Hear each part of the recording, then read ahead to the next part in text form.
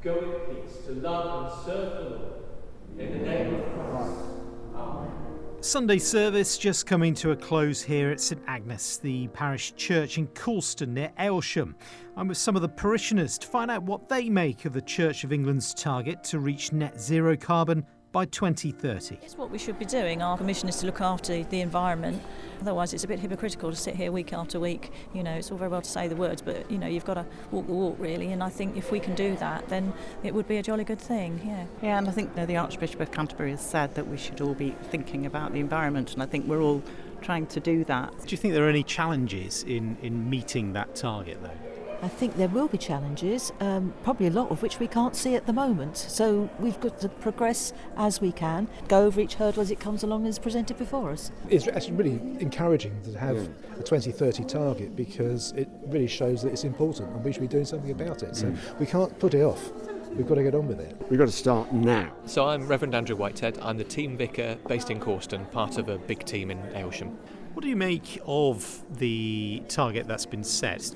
You're leading the way in a sense, but it's quite a challenge. It's an enormous challenge, and it's not just the church buildings. I mean, we look at buildings like this and think, oh, they must cost an awful lot to keep, and the carbon used to keep them is great. Well, yes, it is, but actually we're also talking about our vicarages and our rectories.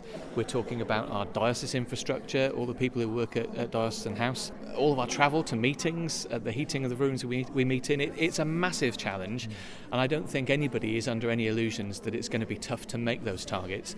But I think underlying all of it is an acceptance that we are actually in a climate emergency. It's not just a little problem that we need to sort out eventually. It's an emergency which we need to act on now. I've travelled about 20 miles south of Cawston to Hethel Church now, and progress to reduce its carbon footprint is already 2 years in the making. They've moved away from fossil fuel dependent heating for its parishioners. Peter Nichols is the church warden. He told me a coke-fired chestnut roaster and gas heaters of the past have been replaced with something more sustainable. Peter, hello, you're right. What we decided to install was air source heat pumps. As far as I know, we were the first church in the diocese to do it, so it's a bit of a sort of trailblazer. But the advantages are significant, I think, in that you get this multiplier of 3 to 1 for the electrical energy you put in and the heat energy that you get out. And in terms of the internal infrastructure that goes along with it, it's actually very subtle in here. What have we got? Well, we've got 4 units, so high-level blowers, which just blow down hot air, and they're sprinkled around the building.